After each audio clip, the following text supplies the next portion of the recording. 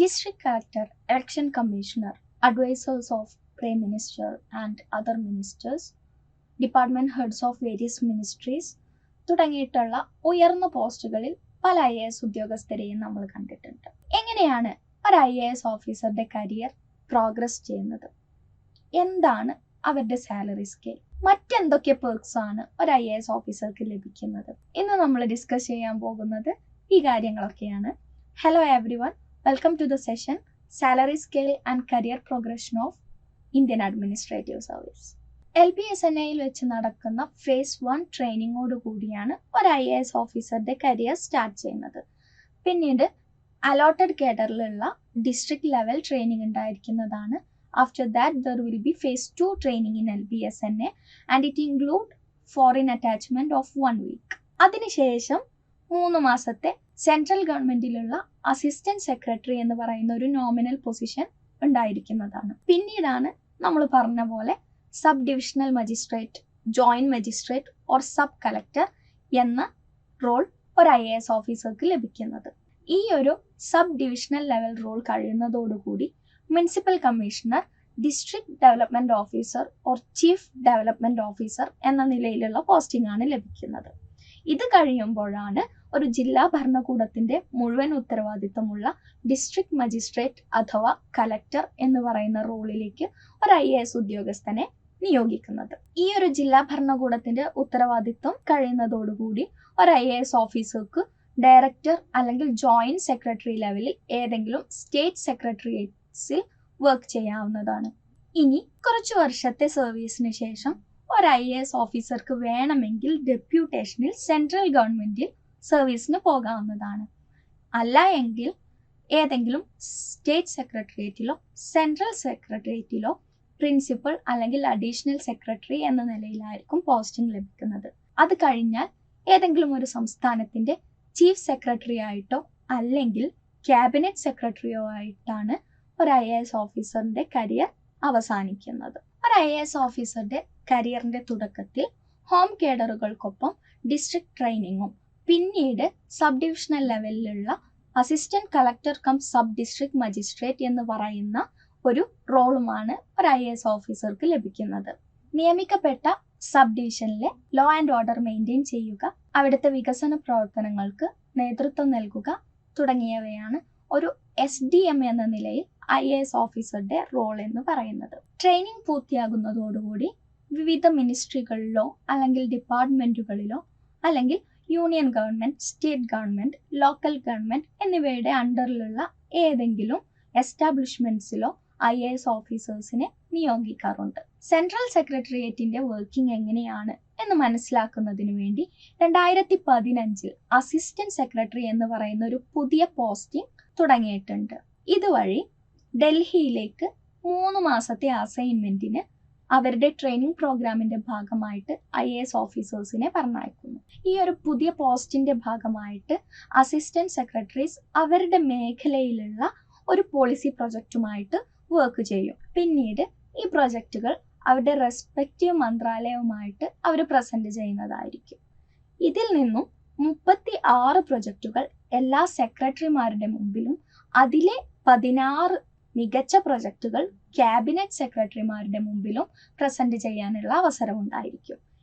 ഏറ്റവും മികച്ചു നിൽക്കുന്ന 8 പ്രൊജക്റ്റുകൾ ഇന്ത്യൻ പ്രധാനമന്ത്രിയുടെ മുമ്പിൽ പ്രസന്റ് ചെയ്യാനുള്ള അവസരം ലഭിക്കുന്നതാണ്. ഒരു ജില്ലയിലെ കലക്ടർ കം ഡിസ്ട്രിക്ട് മജിസ്ട്രേറ്റ് എന്ന് പറയുന്ന വർഷങ്ങളോളം നീണ്ടു നിൽക്കുന്ന റോളിന് ശേഷം ഒരു IAS ഓഫീസർക്ക് ഒരു സ്റ്റേറ്റ് ഡിവിഷന്റെ മുഴുവൻ ചുമതലയേൽക്കുന്ന ഡിവിഷണൽ കമ്മീഷണർ എന്ന പോസ്റ്റിലേക്ക് പ്രൊമോഷൻ ലഭിക്കാവുന്നതാണ്. നമ്മൾ മുമ്പ് പറഞ്ഞ പോലെ അപെക്സ് സ്കെയിലിൽ എത്തുന്ന ഒരു IAS ഓഫീസർക്ക് വിവിധ മന്ത്രാലയങ്ങളും ഡിപ്പാർട്ട്മെന്റുകളും ലീഡ് ചെയ്യാനുള്ള ചാൻസ് ഉണ്ടായിരിക്കുന്നതാണ്. ഇനി ഒരു IAS ഓഫീസർ ഡെപ്യൂട്ടേഷനിൽ പോവുകയാണ് എങ്കിൽ ഇന്റർ ഗവൺമെന്റൽ ഓർഗനൈസേഷൻസ് ആയിട്ടുള്ള United Nations, world bank, IMF തുടങ്ങിയിട്ടുള്ള സ്ഥാപനങ്ങളിൽ വർക്ക് ചെയ്യാനുള്ള ചാൻസും അവർക്ക് ലഭിക്കുന്നതാണ്. വിരമിക്കുന്ന സമയത്ത് chief election commissioner, controller and auditor general of India, RBI governor, UPSC chairperson തുടങ്ങിയിട്ടുള്ള ഉയർന്ന പോസ്റ്റുകൾ പല ഉദ്യോഗസ്ഥരും വഹിച്ചിട്ടുണ്ട്. ഒരു IAS ഓഫീസറുടെ കരിയർ പ്രോഗ്രഷനാണ് നമ്മളിപ്പോൾ ഡിസ്കസ് ചെയ്തത്. ഇനി ഒരു IAS ഓഫീസറുടെ സാലറി സ്കെയിൽ എങ്ങനെയാണ് എന്ന് നമുക്കൊന്ന് നോക്കാം. 7th സെൻട്രൽ പേ കമ്മീഷൻ പ്രകാരം ഒരു IAS ഓഫീസറുടെ ബേസിക് പേ എന്ന് പറയുന്നത് 56,100 rupees ആണ്. ഏറ്റവും ഉയർന്ന പോസ്റ്റായ ക്യാബിനറ്റ് സെക്രട്ടറി പോസ്റ്റ് ലഭിക്കുന്ന അല്ലെങ്കിൽ 18th പേ ലെവലിൽ എത്തുന്ന ഒരു IAS ഓഫീസർക്ക് അവരുടെ പേ എന്ന് പറയുന്നത് 2,50,000 rupees ആണ്. നമുക്ക് വിശദമായിട്ട് ഓരോ പേ സ്കെയിലും നോക്കാം. ഉയർന്ന പേ സ്കെയിലിൽ നിന്നും താഴോട്ട് എന്ന രീതിയിലാണ് ഇവിടെ കൊടുത്തിട്ടുള്ളത്. അപ്പോൾ നമുക്കൊന്ന് നോക്കാം. പേ level 18 or cabinet secretary grade ആണ് എങ്കിൽ ആ ഒരു പോസ്റ്റിൽ സെൻട്രൽ ഗവൺമെന്റിലുള്ള പൊസിഷൻ എന്ന് പറയുന്നത് ക്യാബിനറ്റ് സെക്രട്ടറി പൊസിഷൻ ആണ്. And the pay scale is 2,50,000 rupees. Pay level 17 അഥവാ അപെക്സ് സ്കെയിൽ ആണ് എങ്കിൽ സ്റ്റേറ്റ് ഗവൺമെന്റിലുള്ള പൊസിഷൻ എന്ന് പറയുന്നത് ചീഫ് സെക്രട്ടറി പൊസിഷൻ ആണ്. സെൻട്രൽ ഗവൺമെന്റിലുള്ള പൊസിഷൻ എന്ന് പറയുന്നത് സെക്രട്ടറി പൊസിഷൻ ആണ്. And the pay scale is 2,25,000 rupees. Super time സ്കെയിലിന്റെ മുകളിലാണ് ഒരു IAS ഓഫീസറുടെ സ്കെയിൽ അല്ലെങ്കിൽ ഗ്രേഡ് എങ്കിൽ that means pay level 15 or pay level 16 അവരുടെ ഫീൽഡ് പോസ്റ്റിംഗ് വരുന്നത് ഡിവിഷണൽ കമ്മീഷണർ എന്ന പോസ്റ്റിലാണ്.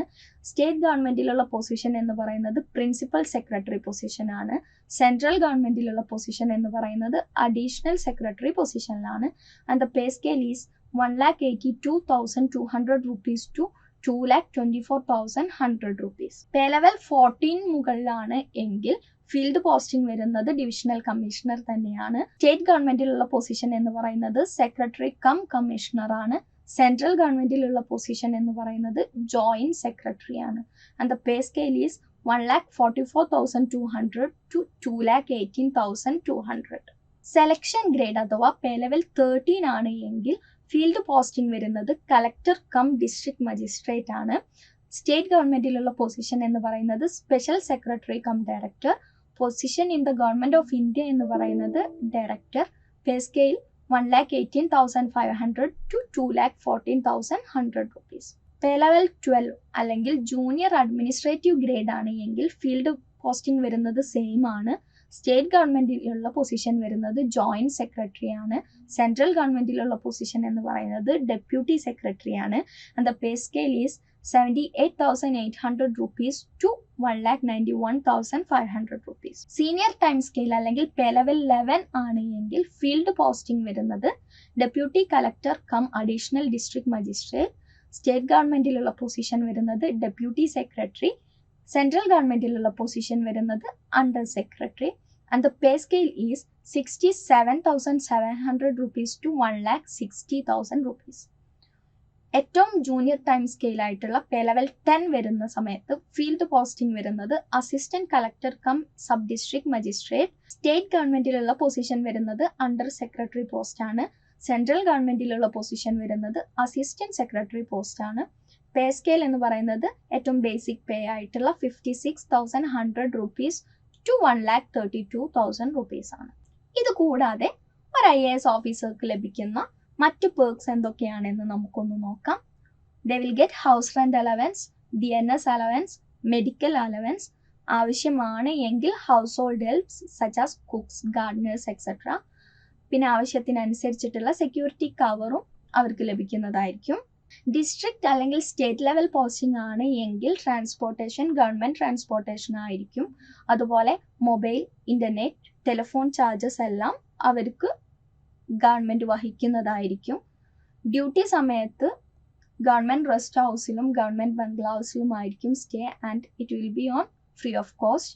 അതുപോലെ തന്നെ റിട്ടയർ ചെയ്യുന്ന സമയത്ത് ഒരു IAS ഓഫീസർക്ക് അദ്ദേഹത്തിന്റെ റാങ്ക് അനുസരിച്ചും അതുപോലെ തന്നെ ഡ്യൂറേഷൻ ഓഫ് സർവീസ് അനുസരിച്ചുമുള്ള പെൻഷൻ എല്ലാ മാസവും ലഭിക്കുന്നതായിരിക്കും. ഒരു IAS ഓഫീസറുടെ കരിയർ പ്രോഗ്രഷൻ എങ്ങനെയാണ്, അവരുടെ സാലറി സ്കെയിൽ എന്താണ്, അവർക്ക് ഗവൺമെന്റിൽ നിന്ന് ലഭിക്കുന്ന മറ്റു പേർക്സ് എന്തൊക്കെയാണ് എന്നാണ് ഈ ഒരു സെഷനിൽ നമ്മൾ ഡിസ്കസ് ചെയ്തത്. അടുത്ത സെഷനിൽ ഇന്ത്യൻ അഡ്മിനിസ്ട്രേറ്റീവ് സർവീസിന്റെ മറ്റൊരു വശം നമ്മൾ ഡീറ്റെയിൽ ആയിട്ട് ഡിസ്കസ് ചെയ്യുന്നതായിരിക്കും. Till then